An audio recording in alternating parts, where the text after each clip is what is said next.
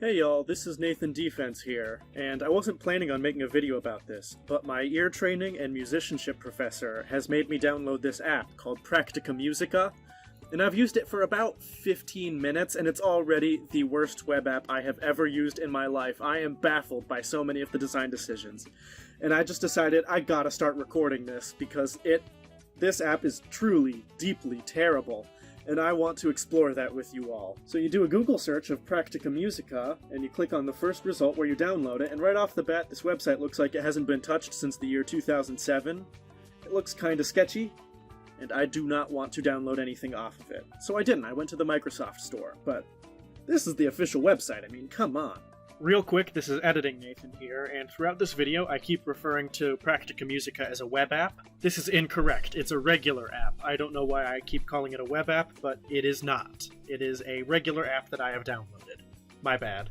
So I launched the app and it asked me for my name, and it asked me to create a password, but the password is optional, so I guess I can just not have a password if I don't want one, which is interesting. But this is the home screen of the app, and there's a lot of very awful things right off the bat. Everything is off-center, and it's just kind of janky to look at. They chose this awful marbly texture for the background of this app, and it makes it look like my computer screen is dirty, which it is not. So the first thing I tried to do was join my class module so I could actually get, credit for doing the assignments that my teacher provides. So I went to my Canvas and I got a password that the teacher sent out. And I was thinking, where the heck do I put this password? So I see this text here that reads, Enter web student account, optional. And it doesn't look like I can click on this. The text doesn't change, it doesn't highlight, my cursor doesn't change, but I can click on it, and I can put in my stuff here. Now, to close this window, I could click this box in the corner, or I could close the window by clicking Finish, and if I put in my password,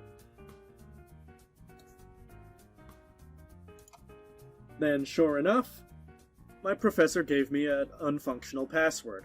Or maybe I'm just putting it in the wrong place, I don't know. I have no way of knowing because this web app is terrible. But after I've put something in this box, Finish no longer closes the window, I have to go to the empty box in the corner. Closing windows in a weird way is going to be a really common theme. Check this out. If I click on my name, there's no box in the corner. I can only close the window by clicking Continue. Enter web student account info, I can close it by clicking Finish, or I can click the weird box in the corner. View full progress report, I can close the window by clicking on Finish, even though it doesn't highlight when I hover over it, so there's no indication that this is really clickable. So I click on Finish, even though the previous Finish box is a completely different color and it does highlight. What if I view Exploring Theory textbook? It opens this humongous window, and this one has a different looking Xbox in the corner, and that's how I close it. What if I viewed the general instructions? This one has that very same Xbox. So some of the boxes are closed in a normal way, and some aren't? If you click View General Instructions, you can see that some of the text just doesn't fit in the window. So I had to ask, how do I make the window bigger? How do I resize it? My first instinct was to click on the edges of it and try scrolling that around, because that's how you enlarge almost every window on every app. But no! Practica Musica does not do it this way. So I'm doing a new take now because I was stuttering pretty badly in my last take, so when I click on the button a second time, the window's a completely different size now. I don't know what that's all about. But anyways, to resize the window, I have to click the 3 boxes icon in the corner, and you will not believe what happens here. Not only does it resize the window, but it also it moved the window a little bit. And if I move it some more, it moves every time I resize the window, just a little bit. Sometimes it moves a lot. Hey, look at it go! I'm just trying to resize the window here, and it's like it's going around the world. Oh, it's decided to calm down now. Okay, I'm glad you've relaxed. Check this out. Suppose I want to try again at entering my student password, right? So I click on this, and then it opens the window, and I start typing, and this window opens up. And I'm like, what the heck? So I close this window by, of course, just clicking anywhere on the screen, and anytime I press any button on my keyboard, this window opens up again. Here's W, G, I, B, Z, whatever. Every button on my keyboard opens this window. So I click on the actual text box in this window, and now I can actually type stuff, and this window doesn't open a new window anymore. So I'm like, what was happening earlier? Well, all that nonsense I was typing was going into the text box underneath the window I had just opened. So it seems that the previously highlighted text box remains active when it opens a new window, which is... that's weird. On one more for good measure, I'll type into this text box here that pulls up a list of all the subjects, and I close the window, right? And now if I click this X to delete all the text, it opens the window one more time, just for good measure. This is a $45 web app, by the way. I paid $45 for this. And all this text over here, the one that doesn't highlight so it really doesn't look like you should be able to click on it, even if you don't click on the text, it still opens crap. I'm gonna click way over here. Still opens. Way over here.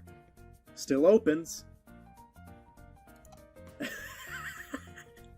Suppose that I'm going to enter my web student account and I want to highlight some of this text. You know, I highlight text as I read it, it makes it easier.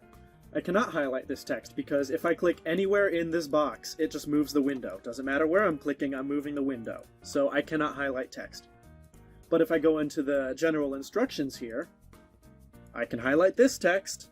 So if you look in the top left corner of the screen, you will see an arrow icon here. Now when I first saw this, I assumed it would open a little bar on the side that would have options, settings, my account information, something like that. But no, when I click on it, this happens.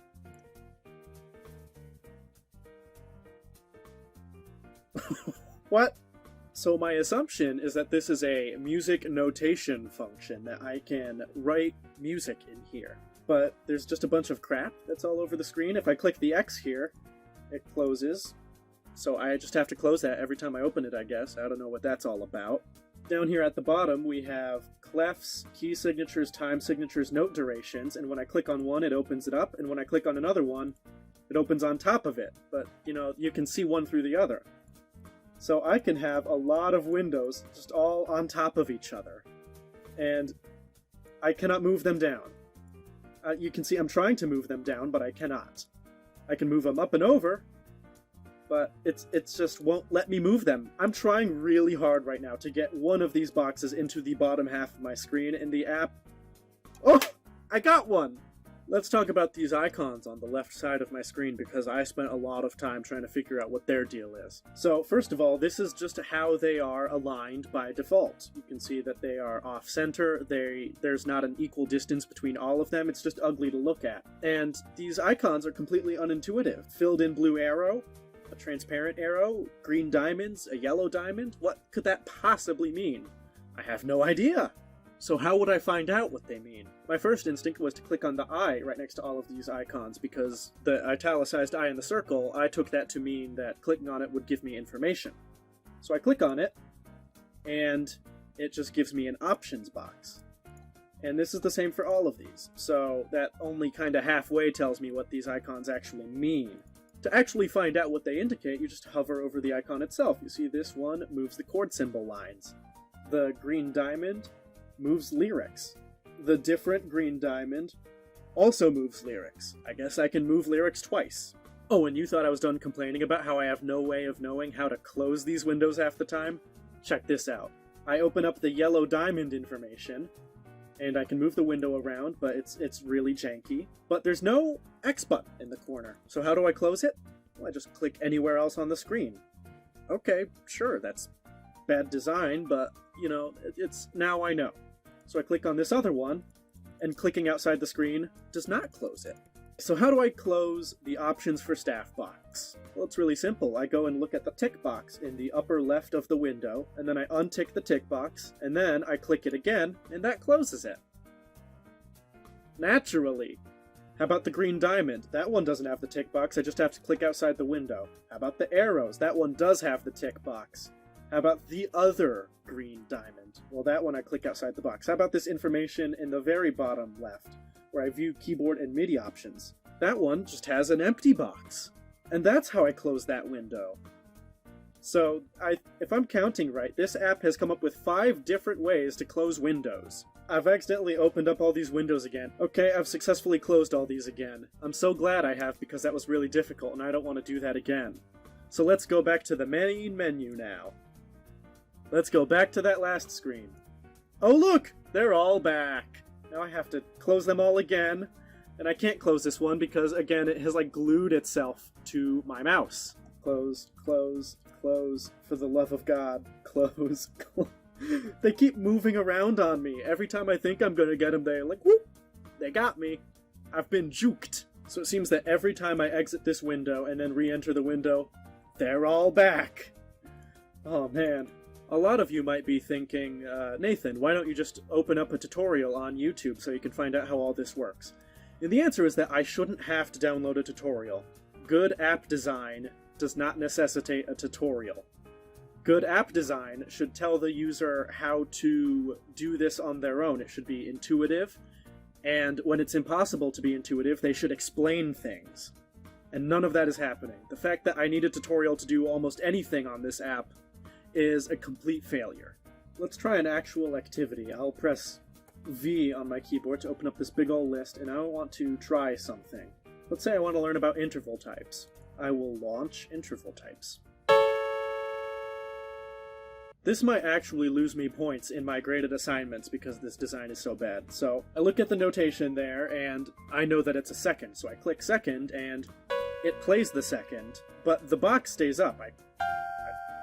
And now there's a new interval, but while they were playing the last one, the box still stays up, so I'm like, are they giving me the same one twice in a row? Why not make the option selection box? I can still click on it, the icon changes. Is this a third or a fourth? Well, I know that it's a fourth, so I put it in. And then they play the fourth again. But I can go back and click on the third after I've already gotten it right. So did I get that question right? I don't know. Maybe I got it right and wrong. I think I selected both options. I don't know. And it's really bad that I don't know, because this is my grade. I'm going to get this question wrong intentionally. So this is a seventh. But I'm going to select octave. Let's see what happens. Oh, so it does tell me when I get it wrong. Okay. Holy crap, I just realized that I'm doing this exercise on that really janky notation screen from earlier. I recognize the arrow and I recognize the eye. I can change all these settings with the awful tick box and I can move them up and down. That's what the arrow means, I guess. So I guess if I click this arrow in the top right, it takes me back to the home screen. Now if I go back to that screen... Oh my goodness. So the exercise is still going from last time. And all of these notation windows are still up, and they are up on top of the screen in which I actually input my answers. Here's something cool. If I want to move the staff around, I can click the arrow to move it, which makes enough sense. I'll give it that. But if I want to move that staff differently, I can click on this square that also moves the staff. Again, I was not planning on making a video about this. Usually I script this stuff out and I have a real mission, but this design was just so bad, so truly, deeply, terribly bad, that I just had to find a way to put out into the world how awful it is. And how it is mandatory for me to get this app. I will not pass my class if I do not get this janky, dysfunctional, $45 web app. And I'm upset about it. Practica Musica is the worst app I have ever had to use in my life by a wide margin. It is deeply, deeply bad. Thank you for your time. I might see you next time.